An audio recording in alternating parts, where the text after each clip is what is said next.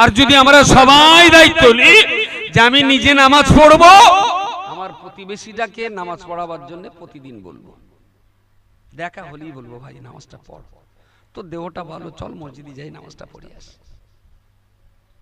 জুমার দিনে নামাজ পড়তে যাব, ডান হাতে বড় ছেলেটা থাকবে, বাঁ হাতে মেয়ের ছেলেটা থাকবে, দুটো 8 বছরের 11 বছরের বাচ্চা দুটো ধরে নিয়ে মসজিদে যাও। মসজিদের ভেতরে কিচির মিচির হোক না একটু বাচ্চা কাচ্চার, আবার কিছু হাঁটকুলো পোক্কো গাথা আছে, বাচ্চা কাচ্চা একটু চেঁচামেচি করলে সব ছেলেপিলে লেজ কাটারে। কোন বুড়ো যদি মসজিদে বাচ্চা দেখে মেজাজ নেয়, ঘর ধাক্কাতে বার করে দেবেন, ঘরটা এখান থেকে, মসজিদ বাচ্চাদের দখলে থাকবে, ঘর এখান থেকে। এখন থেকে যদি এই বাচ্চারা মসজিদে হোড়াহুড়ি না করে, তাহলে এরা আগামী দিন কি নামাজি হবে? ওটাই নামাজি হবে না। প্রত্যেককে বলছি মসজিদে যাবেন, খালি হাতে যাবেন না। 5-6 বছর উপরের বাচ্চাগুলোর হাত ধরে নিয়ে যান, এখন থেকে অভ্যাস। দেখবেন 5 দিন 7 দিন 10 দিন আপনার কোচিকে নিয়ে মসজিদে জামাতে নামাজ পড়বেন, 8 দিনের মাথায় জামাত আজান হয়েছে, আপনি মসজিদে বার হচ্ছে না, আপনার নাতি এসে বলে ও দাদু দাদু চলো নামাজ পড়তে যাব না, তখন বুঝবেন যে আপনার কোচি মুসলমানের পথ পেয়ে গেছে। আমরা না হাতে করে আমাদের বাচ্চাগুলোকে জাহান্নামের পথ দেখাচ্ছি, জান্নাতের পথ দেখাচ্ছি না, একদম হাতে করে। মসজিদে যদি 200 মুসল্লি থাকে, বয়স্ক বা নরমালি যেমন যাই আমরা, তো মিনিমাম গোটা 25 অন্তত বাচ্চা থাকা উচিত। কিন্তু আমাদের হামসার এলাকার মসজিদগুলোতে না বাচ্চা পান, বাচ্চা ওই ঝামেলা করে। আরে বাচ্চা তো ঝামেলা করারই জিনিস, দিলে ছেলেপেলের জন্য সর্বনাশ। ওদের ছেলেপেলের জন্য আবার গেট লাগিয়ে দেয়, জ্বালাতন করে। তাই যে গেট লাগায় ওরে বের করে গেট লাগাবে। বাচ্চার জ্বালাতনে ওর অসুবিধাটা কি? আপনি যদি সেজদায় মাথা দিয়ে সুবহানা রাব্বিয়াল আলা পড়ছেন, আর একটা বাচ্চা দৌড়তি দৌড়তি আপনার মাথার উপরে পা দিয়ে ডিগবাজিকে লাফ মেরেছে, আপনার হিম্মত নেই মাথা তুলে ওই বাচ্চাকে ধমক দেওয়ার, অধিকার নেই ওই বাচ্চাটাকে বকা। ওর এখনো গোনা লেখা শুরু হয়েছে, তাহলে ও বলো মসজিদে পেশাব করলেও পায়খানা করলেও ওর কোনো পাপ নেই, ও তো নিষ্পাপ। মসজিদে চিৎকার করুক, চেঁচামেচি করুক, আপনার ঘাড়ের উপর দিয়ে যাক, আপনার কিচ্ছু বলার ইখতিয়ার নেই। বড্ড জোর কোলে তুলে আদর করে চুমুকে 5টা টাকা দিয়ে বলবেন একটা লজেন কিনে খাবি, আর 5 ওয়াক্ত আসবে, 5 ওয়াক্ত আসবে। এই বাচ্চাগুলো মসজিদে যেতে যেতে যখন অভ্যাস হয়ে যাবে, ওরা একটা টাইমে আর হুড়োহুড়ি করবে না। আর এর ভেতরে আর একটা ইটেল হাদিস আছে। ইটেল হাদিসটা হলো, আমি এই দাঁড়িয়েছি, আমার নাতিটারে বসে, আর একজন মিশরের মুফতি এসে বললো তুমি বাচ্চা মাঝখানে, বাচ্চা সব এক লাইনে দাও, সব সাইডে করে দাও বাচ্চা। তা খুচরো পয়সা এক জায়গায় হলি ভাই তো বাঁচবে। আমি বলছি ওইটা করবে না, যার বাচ্চা কাতারে পাশে রাখেন। এটা 8 বছরের বাচ্চা, তারপর আবার 80 বছরের বুড়ো। যদি কেউ বলে নামাজ হবে না, তাই তার ফোন নম্বরটা আমার দেবেন। কোন হাদিসে পেয়েছে ইটেল হাদিসে, আমি তো ইটেল হাদিসে পড়বো। আমার পাশে থাকবে আমার নাতিরা, আবার একজন বড় লোক, তাই আর বাচ্চারা হুড়োহুড়ি মোটেই হবে না। বাচ্চা দিয়ে মসজিদ ভরে ফেলুন, দেখবেন আপনার জীবনের শেষ প্রান্তে দেখবেন এই বাচ্চাগুলো 12 বছর 14 বছরে মাশাআল্লাহ 5 ওয়াক্ত নামাজি হয়ে গেছে। আমরা হাতে করি তো আমাদের সমাজটাকে সর্বনাশ করছি। প্রিয় শ্রোতা মণ্ডলী, মনে রাখুন আল্লাহ নবী মুহাম্মদুর রাসূলুল্লাহ সাল্লাল্লাহু আলাইহি ওয়াসাল্লাম তিনি যখন নামাজ পড়তেন, 2টা নাতি হাসান হোসেন কখনো পিঠির উপরে কখনো কোলে, সিজদায় গেলে কখনো পিঠির উপরে তারা বসে পড়ত। রাসূল পাক সাল্লাল্লাহু আলাইহি ওয়াসাল্লাম মিনিটের পর মিনিট সিজদায় মাথা দিয়ে সুবহানা রাব্বিয়াল আলা পড়তে থাকতেন। না জানি পিঠের বাচ্চাটা পড়ে যাবে, তাই ওরা পিঠির উপরে থাকাকালীন হঠাৎ করে উনি কখনো মাথা তুলতেন নাতি পিঠির উপরে, তথাপি রাসূলুল্লাহ সিজদা থেকে মাথা তুলছেন না। তাহলে নামাজি অবস্থায় বাচ্চা মানুষ এতটা জ্বালিয়েছে, তবুও রাসূলুল্লাহ তার বকেননি। আর এই কোচিগুলো ক্লাবে যায়নি, পার্টি অফিসে যায়নি, যাত্রার মাঠে যায়নি, খেলার মাঠে যায়নি, ওরা আল্লাহর রহমতে মসজিদে গেছে। আপনি এমন ব্যবহারটা করুন, তারা যেন আবার আসে, আবার আসে। আবার কিছু কিছু হয়তো একটা ছেলে বিরাট বচ্ছিল, এখন যে কোনো কারণেই হোক ওর ভালো লেগেছে, মসজিদে গেছে, একটু সকাল সকাল গিয়ে প্রথম কাতারে জায়গায়, এখন ওই জায়গাটা একটা হাজি সাহেব বসে, এই তুই আবার মুসল্লি হলি, একবার মুসল্লি হতে হতে ফার্স্ট কাতারে চলে আসলি, সে ফেদার পরের দিন মসজিদে যায়নি। কিছু নামাজি আছে এত বড় পাকা শয়তান যে ছোকরা বাচ্চা কাচ্চাগুলো যেটা নামাজি হবে ওই জালিমালগুলোর জন্য হতে পারে না। আরে সে বদমায়েশ, সে গুটখাখোর, সে চুল্লুখোর, সে গাঁজাখোর, যাই হোক না কেন, সে তো গেছে আল্লাহর রহমতে মসজিদে। তুই আরো আদর কর, আরো যত্ন কর, আরো ভালোবাসা দে, তোর ভালোবাসার টানে সে যেন আবার যায়। ওদের এত বকা আর এত টিটকারি কাটবে, ও মনে কর যে গাঁজার কলকে যা দিচ্ছিলাম তাই তাই। সমাজটাকে না তিল তিল করে আমরা খানিকটা সর্বনাশ করছি, হাতে করে সর্বনাশ করছি। কোন একটা বইতে পড়েছিলাম কি কোন একজন জ্ঞানী মানুষের কাছে শুনেছিলাম, ঠিক আমার মনে নেই। একজন ব্যক্তি সে ব্যবসা বাণিজ্যের লস খেয়ে নেশা করে যাচ্ছে, প্রচন্ড এখন নেশা করে থাকে, চিন্তা দূর করার জন্য মনে শান্তি নেই। একদিন কোনো কারণে একজনের কাছে যেয়ে পড়েছে, তা তিনি বললেন, শোনো তোমার মনে শান্তি নেই তো, আমি তোমার কোরআনের একটা আয়াত উপহার দিচ্ছি, একটু মেনে চলো। তা বলছে বলুন। বললেন আল্লাহ বলেছেন, আলা বিযিকরিল্লাহি তাতমাইন্নুল কুলুব।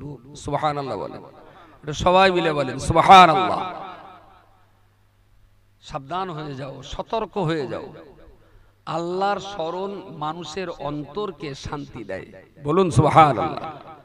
যত বড়ই অশান্তিতে থাকুন না কেন, যদি আল্লাহকে ডাকতে পারেন, আল্লাহকে স্মরণ করতে পারেন, ইনশাআল্লাহ আপনার ভিতরের অশান্তি আস্তে আস্তে আস্তে আস্তে হালকা হবে। বিযিকরিল্লাহি তাতমাইন্নুল কুলুব। আল্লাহ বান্দার অস্থির আত্মাকে আল্লাহ স্মরণের বিনিময়ে শান্ত করে দেন। আরো একবার বলুন সুবহানাল্লাহ। তার নসিহতটা শুনে ও খুঁজছে যে আল্লাহ জিকির কোথায় হয় আর কোথায় গেলে একটু মনে শান্তি পাই। এদিকে দেনাদার, ওদিকে বউ তো চলে গেছে, ছেলে পিলে তো যে যার মতো, কেউ তো কোনো গুরুত্ব দেয় না, মনটা খুব অশান্তি। তা আল্লাহ জিকির আর কোথায় হবে, তারা মসজিদ পেয়েছে, ওই চেয়ে মসজিদে যাই। সবাই এখানে আল্লাহ আল্লাহ করে, একটু মসজিদে যাই। তো এখন কি করে উজু করতে হয়, কি করে নামাজ পড়তে হয় কিচ্ছু জানে না।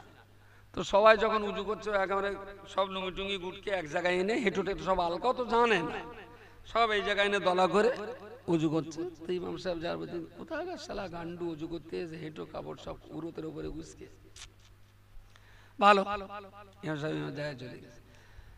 মসজিদে যেয়ে নামাজের সময় নিয়ত করে এর একটু দেখে রুকুতি যায়, আবার রুকুতে মাথা তুলে ও যখন সেজদা দেয়, তার মানে লোকের দেখে দেখে ওর কারবার, জীবনে তো সব কাজ করিনি।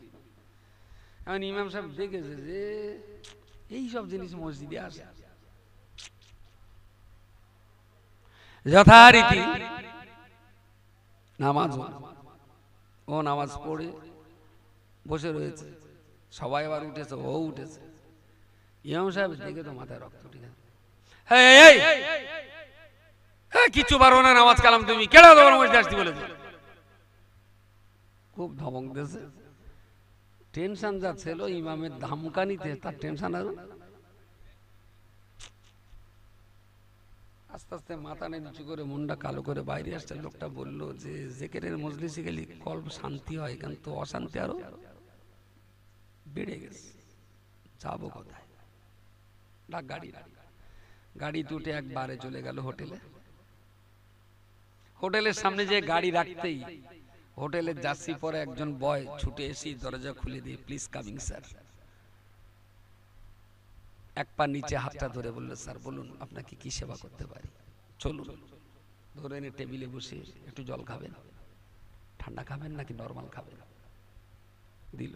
স্যার একটু চা বিস্কুট পরোটা, ডিম আছে টুস করা। লোকটা বলছেন, কেতাবওয়ালা যিনি লিখছেন তিনি বলছেন, আহারে এই মাতালটা যে ব্যবহার পাওয়া উচিত ছিল মসজিদের ইমামের কাছ থেকে, সেই ব্যবহারটা আজ পাচ্ছে হোটেলের নোংরা জায়গার খেদমতকারী বয়ের কাছ থেকে। ইমাম সাহেবটা যদি ওই মাতালদার ধরে হোটেলের বয়টা যে ব্যবহার করেছে এই ব্যবহারটা যদি ইমাম করতেন, বলেন বলেন, ওর দেহের অর্ধেক চিন্তা দূর হয়ে যেত, ইমামের জন্য পাগল হয়ে যেত, ইমামের কাছে বসতেন, ধীরে ধীরে ধীরে ধীরে সংস্পর্শে এসে হেদায়েতের আলোয় তার অন্তরটাও আলোকিত হতো। খুবই দুর্ভাগ্য আমাদের, শুধু কিতাবপত্র পড়লেই ইমাম হওয়া যায় না, তার জন্য ট্রেনিং নিতে হয়, কিছু ট্রেনিংও নিতে হয়। যে আমার মহল্লাতে হাজি আছে, দরবেশ আছে, চুবি আছে, বেনামাজি আছে, চোর আছে, গুন্ডা আছে, মাতাল আছে, নেশাখোর আছে, এরা সবাই তো আমার এলাকার মানুষ, সবাই আমার গ্রামের মানুষ, আর আমি ইমাম হিসাবে এদের সবাইকে জান্নাতের পথ দেখাবার জিম্মাদারি আল্লাহ আমাকে দিয়েছেন। চলো মোতাল্লি সাহেব একটু দাঁড়ান, হাফেজ সাহেব একটু দাঁড়াও দিন বাপ, মোতাল্লিটা নিয়ে, হাফেজটা নিয়ে, গ্রামের মেম্বারটা নিয়ে, দুটো মৌলভী সাহেব নিয়ে, একটা হাজি সাহেব নিয়ে চলো দিন আজ একটু রফিক মাতালের বাড়ি যাই। শুনেছি সে সবসময় মদকে চুরুট হয়ে থাকে, চলো দিন আজ কদিন আমরা মিলে একটু এই মাতাল্লার কাছে যাই। রফিকের বাড়ি গিয়ে দেখে রফিক পারেন না। রফিক বলছে, জি হুজুর, আমরা এসছি, এসো। তা দেখি হুজুর আপনি আমার বাড়ি, কেউ তোর বাড়ি জানো তো মাতাল, কেউ তো মাতালের বাড়ি যায় না। এখন মসজিদের মোতাল্লি, ইমাম, হাফেজ, মাওলানা, মেম্বার, হাজি সাহেব, গ্রামের মাথা মাথা 10টা 12টা লোকের বাড়ি। ও তাড়াতাড়ি করে হেঁটো টেটো ঢেকে জায়গাতে ভাই বসেন, বসেন, বসতেই দেবে, আদরও করবে, যত্নও করবে। বউডার বলবে শিগগির একটু চা কর, হুজুর রাইস। চা করে দিলে, চার কাপটা হাতে নিয়ে ঠোঁটের কাছে ঠিকই আবার ফিরে আছে, রফিক তো তো সব ভালো, তোর আচরণ ভালো, তোর কথা ভালো, তোর চালচলনও আমার ভালো লাগে, তা তুই এই মদটা ছাড়তে পারিস না ভাই? তোর বাড়ি যদি আজকে এই চাটা খাই না, গ্রামের লোক ফতোয়া দেবে ওখানে যে মাতালের বাড়ি খায়, ইমামের পেছনে নামাজ হবে না। তা তুই দিচ্ছিস যখন আমি খাবো, তোর কথাটা আমি রাখছি, তা আমার একটা কথা অন্তত রাখ, তুই রোজ তো 2 গ্লাস খাস, আজকে তো অন্তত 1 গ্লাস খা, আস্তে আস্তে এটা ছাড় ভাই। আমি তো তোর গ্রামের ইমাম, তোরে পথ দেখানোর দায়িত্ব আল্লাহ আমার মতন ছাগলের উপরে দিয়েছে। আমি যদি তোর পথ না দেখাই, আল্লাহ তো আমাকেও ছাড়বে না কিয়ামতের দিন। তা তুই ভাই আল্লাহর রাস্তায় একটু ভালো হয়ে যা ভাই। 10টা মাতালকে যদি বলা হয়, 2টো মাতালও কি কথা শুনবে না? কথা সমাজ এদেরকে কেউ মানুষ বলে দাম দেয় না। স্টেজে চিৎকার করে, চেঁচামেচি করে হেদায়েত আর ধর্মের সব কখনো উদ্ধার হয় না। কাজ স্টেজে যতটা করতে হয়, জনগণের ফিন্ডে লেবে তার চাইতে বেশি কাজ করতে হয়। আমি আজও বিশ্বাস করি এ জাতি ভালো হবে, এরা জান্নাতি হবে, এরা আদবী হবে, এরা আখলাকি হবে, এরা সচেতনায় আপন জায়গায় ফিরে আসবে। কিন্তু সাধারণ জনগণের প্রতি আলেমদের যে ডিউটি আর দায়িত্ব ছিল, সেই ডিউটিটা এরা পালন করতে পারেনি। সমাজ আমাদের কাছে অনেক কিছু পাওনাদার। কি দিয়েছি আমরা সমাজ? শুধু এসেছি, বক্তৃতা স্টেজ মেরেছি, খেয়েছি, টাকা দিয়েছে, টাকা নিয়ে বাড়ি গেছি। এতে কখনো সমাজ সোজা হয়? পূর্বরা পীর সাহেব কেবলা বলেছেন, বাবা প্রত্যেকটা গ্রামে একটা করে কমিটি আছে। এটা দাদা হুজুর কেবলার ওসিয়ত। প্রত্যেক গ্রামে দ্বীনের জন্য, ইসলামের খেদমতের জন্য প্রত্যেকটা গ্রামে গ্রামে একটা করে কমিটি হবে। আর এই কমিটির কাজ হবে, কমিটিতে কেটা থাকবে? ইমাম থাকবে, মুতাল্লি থাকবে, সেক্রেটারি থাকবে, মুয়াজ্জিন থাকবে, একজন মাস্টার থাকবেন, একজন হাজী সাহেব থাকবেন, একজন এই মানুষদের কিনে একটা কমিটি হবে। এই কমিটি সপ্তাহে একদিন করে গ্রামের বেনামাজিদেরকে নামাজের দাওয়াত দেবেন। যারা কোরআন পড়ে না তাদের কোরআন শিখতে উদ্বুদ্ধ করবেন। যে সমস্ত মায়েরা গ্রামের মাথায় কাপড় দিয়ে ঘোরে না, সেই সমস্ত মায়েদের বাড়িতে যে বলে আসতে হবে, মা তোমার মাথায় একটু কাপড় দিয়ে যাবে। তুই মাঠে যাও, ছাগল নিয়ে দেখেছি তোমার মাথায় কাপড় থাকে না, তুমি একটু কাপড় দিয়ে যাও মা। এই গ্রামের যত মানুষ আছে এদের সবার কাছে দ্বীনের বার্তাটা শুধু মসজিদের মেম্বারে দাঁড়িয়ে বললে হবে না, মেম্বারে বলার পাশাপাশি জনগণের দুয়ারে দুয়ারে যে বলে আসতে হবে। রাসূলুল্লাহ শুধু মসজিদে নববীতে ওয়াজ করেছিলেন, তায়েফে যাননি। তাহলে আমাদের শুধু মেম্বারটাই থাকবে, আর কোথাও আমরা যাব না।